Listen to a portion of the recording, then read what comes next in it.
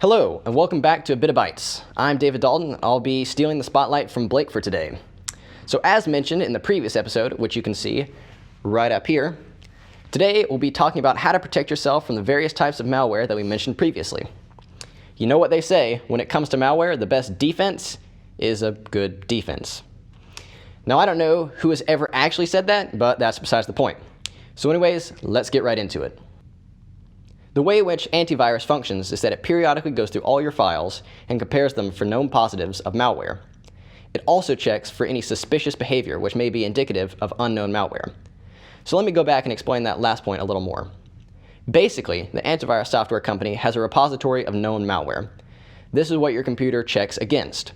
One of the main things that distinguishes a good antivirus from a bad one is the amount of known viruses in the repository. If you think about it, 1 hour later. If your software has more known positives to check for, it will be able to identify viruses that you may have better. Included in these scans will also be checks for strange behavior that may signify malware on your computer that the software doesn't know about. For example, if something on your computer is taking your screen and sending it somewhere, your antivirus could alert you of a possible virus. It could be a virus, or it could be doing a game stream, for example. This is why you get false positives sometimes, because they act like viruses. So now that you know how they work, we can go into best practices for antivirus software. There are basically two schools of thought here. You don't need one, and you do need one. You may be saying to yourself, of course I need an antivirus.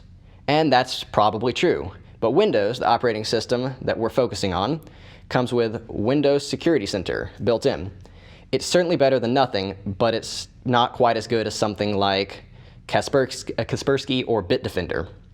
The second school of thought, with which I tend to agree more, says get a third-party antivirus no matter what.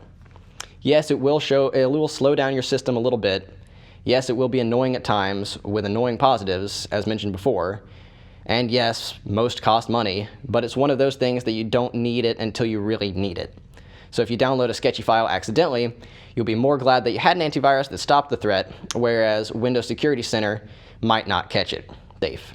Be smart. Don't download stupid things. If it seems too good to be true, it probably is. The file may look perfectly safe, but the moment you open it, you can get infected. Long story short, if it seems too good to be true, it is. The best antivirus in the world will never be 100% effective, so truly the best defense is really a good defense when it comes to protecting yourself. If you have any ideas on what you'd like to see explained later, please leave a comment down below. And also be sure to like and subscribe. Thank you all for watching this episode of A Bit of Bytes, and I'll see you next time.